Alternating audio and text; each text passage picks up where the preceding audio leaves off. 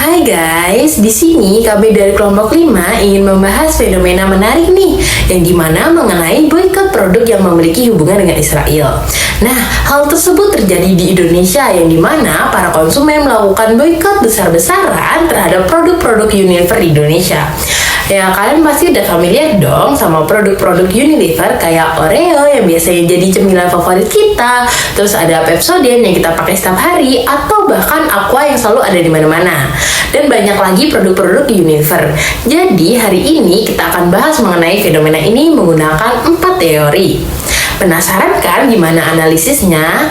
Yuk kita bahas bareng-bareng. Jadi, pada tahun 2025 terjadi gelombang besar boikot produk-produk Unilever oleh konsumen Indonesia. Aksi ini dipicu oleh tuduhan bahwa perusahaan induk Unilever memiliki hubungan bisnis dengan pihak-pihak yang dianggap mendukung agresi militer Israel terhadap Palestina. Aksi boikot ini mendapat dukungan yang sangat luas, terutama dari komunitas muslim, dan berkembang menjadi gerakan konsumen yang signifikan.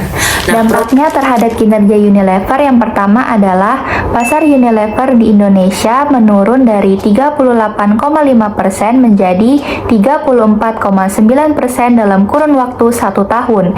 Penurunan volume penjualan terutama terjadi pada kategori home care, makanan, dan minuman. Selanjutnya, penjualan domestik menurun hingga 18,2% di kuartal ketiga pada tahun 2024 dibandingkan dengan tahun sebelumnya. Lalu, saham Unilever mengalami tekanan besar di Bursa Efek Indonesia dan turun lebih dari 27% selama periode kampanye boikot. Dari dampak tersebut, akhirnya para konsumen atau masyarakat mulai menghindari produk yang pro-Israel, mulai membeli produk lokal, dan mulai berkampanye digital melalui platform sosial media mereka seperti Instagram, WhatsApp, dan Twitter. Teori yang pertama adalah teori identitas sosial oleh Pachvel dan Turner, di mana teori ini membahas mengenai bagaimana manusia memandang dirinya sendiri dan juga orang lain berdasarkan pada kelompok-kelompok sosial yang mereka ikuti. Ada 3 proses dari identitas sosial. Pertama adalah kategorisasi sosial. Kedua adalah identitas sosial. Ketiga adalah perbandingan identitas sosial. Motivasi positif di sini berarti dengan mempertahankan produk-produk lokal dan tidak membeli produk-produk dari Unilever sendiri. Kedua, ada teori kesesuaian nilai atau teori value congruence.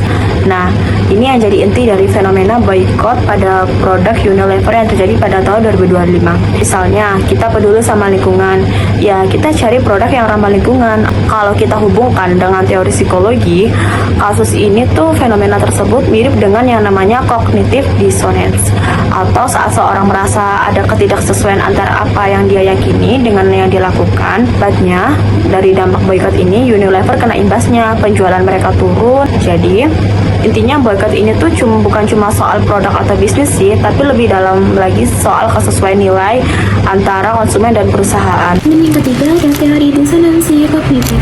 Apa itu disonansi kognitif?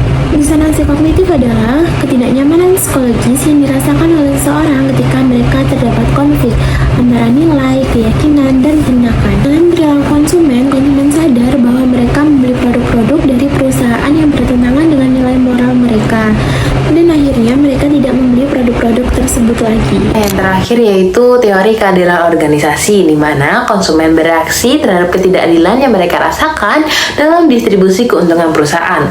Konsumen Indonesia, khususnya komunitas muslim yang mendominasi populasi negara ini, merasa terjadi ketidakadilan distributif ketika uang yang mereka keluarkan untuk membeli produk-produk Unilever dianggap secara tidak langsung mendukung pihak-pihak yang terlibat dalam agresi militer terhadap Palestina.